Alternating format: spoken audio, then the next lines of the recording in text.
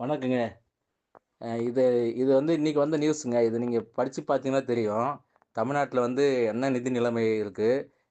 அதோடைய வருஷத்துக்கு எவ்வளோ வட்டி கட்டுறாங்க? எவ்வளோ கடன் இருக்குன்னு சொல்லிட்டு இன்னைக்கு வந்த நியூஸ் இது. இப்ப பார்த்தீங்கன்னா, இது போல இவ்வளோ கடன் இருக்கும்போது எதுங்க இவங்க இலவச இலவசம்னு குடுத்துட்டு இருக்காங்க?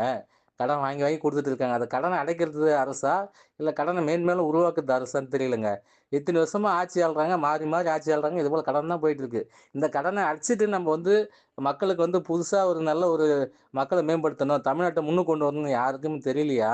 இல்ல வேணும்னே தான் பண்றாங்களா தெரியலையே! இப்போ நீங்க டாஸ்மார்க் ஒண்ணு ஓப்பன் பண்ணீங்க. அது வந்து கவர்மெண்ட் கடன் சொல்லிட்டு போய் யாருன்னா ஃப்ரீயா குடுக்குறாங்க. காசு குடுத்து தானே குடிக்கிறாங்க. அது மூலியமா வருமானம் வருதுல்ல. அப்புறம் ஏங்க இந்த கல்வி, மருத்துவம்லாம் நீங்க மாத்துறதுக்கு யோசிக்கிறீங்க? அத வந்து தடுக்குறாங்களா? இல்ல நீங்க உங்க கல்லூரி, நீங்க மருத்துவ ஹாஸ்பிட்டல் வச்சுன்னு சொல்றதால அத மாத்த மாட்டீங்களோ தெரியலங்க. உண்மையிலேயே இது போல இதெல்லாம் மாத்தக்கூடாது ஏதாவது சட்டம் இருக்கான்னு எனக்கு தெரியல. ஏன்னா இதெல்லாம் சாத்தியம் இல்லன்னு சொல்லிட்டு நெறைய பேர் நான் நான் கேள்விப்பட்டுருக்கேன். இதெல்லாம் அரசு அரசு துறை மாத்த சாத்தியம் இல்லன்னு சொல்லிட்டு நெறைய நியூஸ் படிச்சிருக்கேன் நானு. ஏன் சாத்தியம் இல்லங்க? இது ஏன் சாத்தியம் இல்லாம போயிடும்? இப்ப நீங்க வந்து எதுவுமே ஃப்ரீயா குடுக்காதீங்க.